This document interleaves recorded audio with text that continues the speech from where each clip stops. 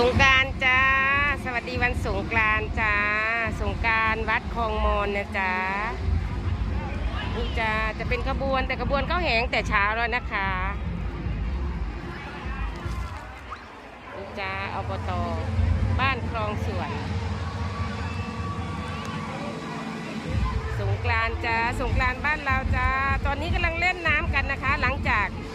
สงน้ำพระพุทธรูปแล้วก็พระสงฆ์นะคะนี่ค่ะก็เล่นน้ำกันอย่างสนุกสนานนะคะเพื่อนๆ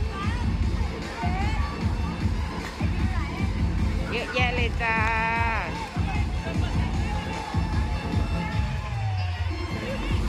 เจ๊เพื่อนเปียกโทรศัพท์